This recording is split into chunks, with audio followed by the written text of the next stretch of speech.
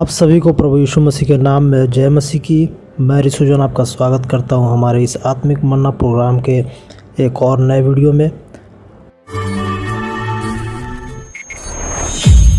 हम सभी जानते हैं यीशु मसीह के स्वर्ग आरोहण के बाद उनके चेलों ने पवित्र आत्मा से परिपूर्ण होकर प्रभु यीशु मसीह के कार्य को आगे बढ़ाया और जगह जगह जाकर यीशु मसीह की गवाही दी।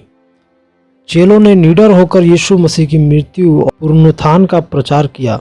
चेलों ने जीने के लिए नए नए तरीकों की आगमन की शुरुआत की और आज्ञा के अनुसार वे सुसमाचार को पृथ्वी की छोर तक ले गए। पर क्या आप जानते हैं यीशु मसीह के स्वर्ग आरोहण के बाद उनके सुसमाचार को दुनिया के कोने कोने तक ले जाने वाले उनके शिष्यों के साथ इस दुनिया के लोगों ने कैसा व्यवहार किया, उन्हें किस प्रकार मृत्यु का सामना करना पड़ा। आज के इस वीडियो में हम इसी बात को लेकर चर्चा करेंगे कि यीशु मसीह के 12 चेलों की मृत्यु कैसे हुई। सबसे पहले हम बाइबल में देखते हैं मत्ती अध्याय 10 उसका 2 से 4 और मरकुस 3 अध्याय उसका 16 से 19 और लूका 6 अध्याय उसका 13 से 16 में यीशु मसीह के 12 शिष्यों के नाम सूचीबद्ध किए गए हैं।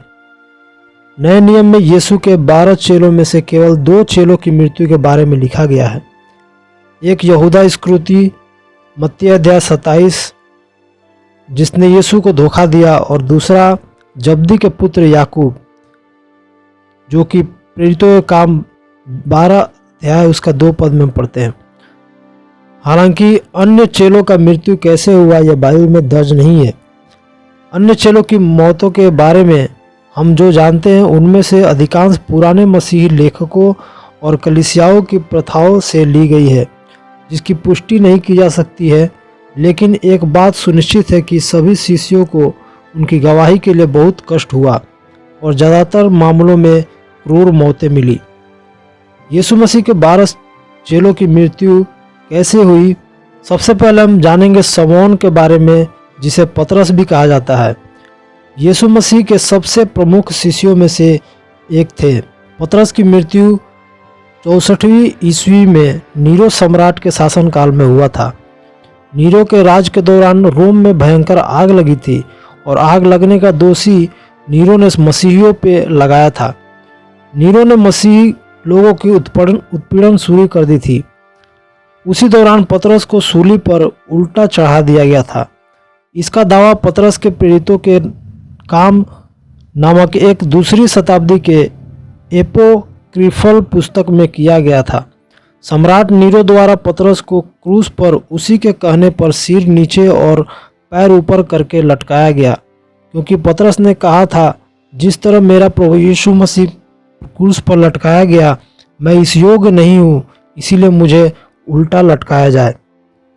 दूसरा चेला जिसका नाम है अंद्रियास जो पतरस के भाई थे, जो सबसे पहले मसीह यीशु के चेले बने। प्रेरितों के काम की एपोक्रिफल पुस्तक के अनुसार अंद्रियास को यूनानी शहर पैट्रस में लगभग 60वीं ईस्वी पूर्व में क्रूस पर बांधकर मारा गया। उस पर पथराव भी किया गया जहां 2 दिन बाद उनकी मृत्यु हुई। अपने भाई पतरस की तरह अंद्रियास भी खुद को यीशु की तरह मरने के योग्य नहीं मानते थे और इसीलिए वह एक क्रूस से बंधा हुआ था जिसे टी आकार के बजाय एक्स आकार में लटकाया दिया गया था। कहा जाता है कि अंद्रियास ने अपनी मृत्यु तक क्रूस पर से प्रचार किया था। तीसरा चेला जो यूहन्ना जब्दी के पुत्र याकूब के भाई जो कि यीशु मसीह के सबसे प्रिय शिष्य थे, पेशे से मछुआरा रहे यूहन्ना यीशु मसीह के सभी चेलों में से सबसे छोटा भी थे। दूसरी और तीसरी शताब्दी में एक मसीही लेखक टर्टुलियन ने दावा किया कि मसीह विरोधियों ने यूहन्ना को मारने के लिए उबलते हुए तेल की कढ़ाई में डाल दिया, लेकिन उसे कुछ नहीं हुआ और वो बच गया। यह आश्चर्यक्रम देखकर वहाँ के सभी लोग मसीह को ग्रहण किए। इस स्थान पर आज चर्च बनाया गया है।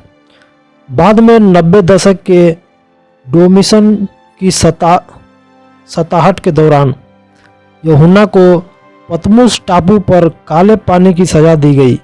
इसी पतमुस टापू पर यूहन्ना ने प्रकाशित वाक्य लिखा। पतमुस टापू से काले पानी की सजा के बाद उसे मुक्त कर दिया गया। सजा से मुक्ति मिलने के बाद यूहन्ना फिर सेवा में लौटे और प्रभु की सेवा को आगे बढ़ाया। यूहन्ना अपनी आयु के पूरे दिन जिए और वह एक बूढ़े आदमी के रूप में एक प्राकृतिक मौत पाए। यूहन्ना ही एकमात्र प्रेरित थे जो शांति से मरा हो। चौथा चेले के बारे में हम जानते हैं याकूब, जो जब्दी का पुत्र याकूब की मृत्यु के बारे में हम प्रेरितों के काम की पुस्तक में पढ़ते हैं। प्रेरितों के काम 12 अध्याय उसका 1 से 2 में लिखा है। उसी समय राजा हेरोदेस ने कलीसिया के कुछ लोगों को सताने के उद्देश्य से बंदी बना लिया था और तलवार से यूहन्ना के भाई याकूब की हत्या करवा दी। राजा हेरोदेस उसे मारकर यहूदियों को खुश करना चाहता था। प्रेरितों के काम 12 अध्याय में हम इस प्रकार से पढ़ते हैं। विद्वानों का मानना है कि वह यरूशलेम में 44वीं ईस्वी में मारा गया था। पांचवा चेले के बारे में हम पढ़ते हैं फिलिपुस, जो कि यीशु के स्वर्ग आरोहण के बाद फिलिपुस रूस चला गया, जहां पर उसने 20 वर्ष तक प्रचार किया। बाद में वह फ्रिगिया गया, जहां सुसमाचार का विरोध करने वालों ने ईस्वी सन 80 में फिलिपुस को क्रूस से बांध दिया और उस पर पथराव भी किया गया, जिसे उसकी मृत्यु हो गई। आपको बता दें कि अंद्रियास प्रभु का पहला चेला था, जो वहीं फिलिपुस को यीशु मसीह का दूसरा चेला बनने का सौभाग्य मिला। छठा चेला जो कि बरतुलमै, जो कि माना जाता है कि बरतुलमै ने भारत में भी प्रचार किया। उन्होंने मत्ती रचित सुसमाचार का इब्रानी भाषा में भी अनुवाद किया, जिसे वह भारत लाया था। एक मान्यता के अनुसार बारबुस राजा की आज्ञा से आर्मीनिया में ईस्वी सन 71 में बरतुलमै को जीवित चमड़ी उतारकर क्रूस पर चढ़ाया गया और वही मृत्यु हो गई। सातवां चेला जो कि थोमा के नाम से जाना जाते हैं, यीशु मसीह के पुनरुत्थान के बाद जब तक मैं उनके हाथ में कीलों के निशान न देख लूं और उनमें अपनी उंगली न डाल लूं तथा उसके पंजरों में अपना हाथ न डाल लूं, तब तक मुझे विश्वास नहीं होगा कहने वाले थोमा भी यीशु के स्वर्ग आरोहण के बाद यीशु के कार्य को आगे बढ़ाने में जुट गए। कहा जाता है कि थोमा ने मध्य पूर्व में सबसे पहले प्रचार किया, फिर वह भारत आया। यहाँ वह ईस्वी सन 50 में पहुंचा और बहुत प्रचार करके 7 कलीसिया स्थापित किया। थोमा ने भारत में जमकर प्रचार किया। थोमा के प्रचार से तंग आकर कुछ लोगों ने उसे भाले से मारा। एपोक्रिफल प्रेरितों के काम में और सीरियाई मसीही परंपरा भी यह बताती है कि यह प्रेरित भारत के मायलापुर में शहीद हो गया, जहां उस पर भाले से वार किया गया था। थोमा के शव को जहां गाड़ा गया, आज वहां पर एक बड़ा चर्च है। 8वें चेले के बारे में हम पढ़ते हैं, जिसका नाम मत्ती, जो कि चुंगी लेने वाले मत्ती ने अपने देशों में जाकर खूब प्रचार किया और यीशु के बारे में और उसके पुनरुत्थान के बारे में गवाही दी। अलेक्जेंड्रा के क्लेमेंट के अनुसार मत्ती ने 15 वर्ष तक प्रचार किया। माना जाता है कि ईस्वी सन 60 में प्रचार के दौरान मत्ती को इथियोपिया में तलवार से मार डाला गया। आगे हम देखते हैं याकूब के बारे में। याकूब हल्फई का पुत्र और प्रेरित मत्ती का भाई था। बाइबल में याकूब के बारे में बहुत कम वर्णन किया गया है। उसके बारे में यह कहा जाता है कि याकूब से दुश्मनी रखने वाले अलीविनस ने इसके विरुद्ध षड्यंत्र रचा। अलीविनस ने याकूब को यरूशलेम के कंगूरे पर प्रचार करने के लिए आमंत्रित किया ताकि सब लोग सुन सके। जब याकूब प्रचार करने लगा तब लोगों ने उसे कंगूरे से नीचे फेंक दिया, परंतु वह मरा नहीं। तब लोगों ने पथराव करके उसे मार डाला। दूसरी और तीसरी शताब्दी में रहने वाले एक धर्म विज्ञानी हिप्पोलिटस ने याकूब की मृत्यु के बारे में दर्ज किया है कि हल्फै का पुत्र याकूब जब यरूशलेम में यहूदियों को उपदेश देते हुए मौत के घाट उतार दिया गया था और मंदिर के बगल में वहीं दफनाया गया था।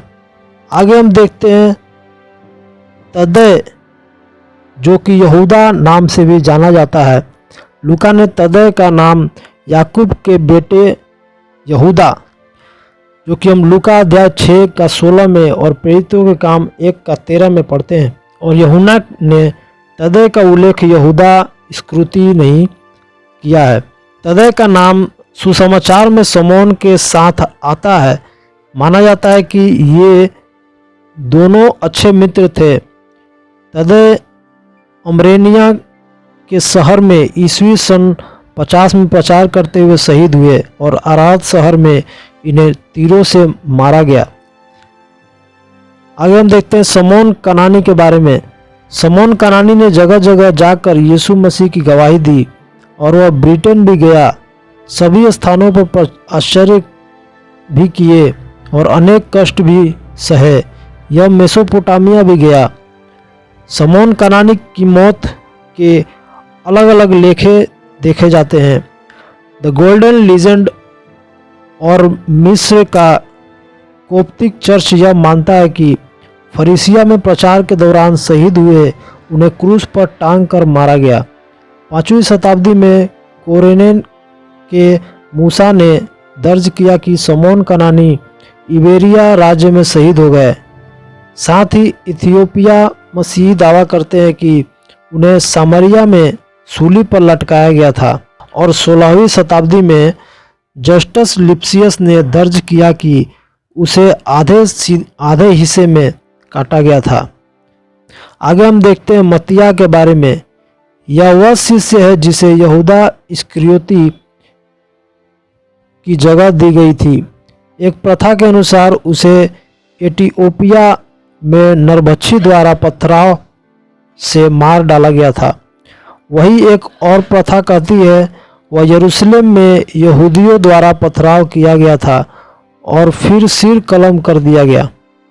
आज के इस वीडियो में हमने ये देखा कि किस प्रकार से यीशु मसीह के चेलों की मृत्यु इस संसार में की गई और यीशु मसीह में शहीद हो गए, सो गए। और हम आशा करते हैं कि जिस प्रकार से प्रकाशित वाक्य में हम पढ़ते हैं, हम एक दिन ज़रूर उनसे मिलेंगे जब यीशु मसीह दोबारा इस संसार में बादलों के ऊपर आएंगे। और हम सभी जानते हैं कि ये 12 चेले जहाँ जहाँ गए, आज हम देखते हैं ये गवाही है कि बहुत सारे लोग यीशु मसीह को ग्रहण किए। और आज भी लोग सताए जाते हैं, लेकिन परमेश्वर उनको सामर्थ देता है, उनके परिवार को सामर्थ देता है। परमेश्वर का काम कभी रुकता नहीं है। परमेश्वर को धन्यवाद हो। मैं आशा करता हूँ इस वीडियो के माध्यम से आपको कुछ जानकारी मिला होगा। परमेश्वर आप सभी को आशीष करे। इस वीडियो को ज़्यादा से ज़्यादा शेयर करें और अगर आपने चैनल को सब्सक्राइब नहीं किया तो चैनल को सब्सक्राइब करें। परमेश्वर आप सभी को आशीष करे। धन्यवाद।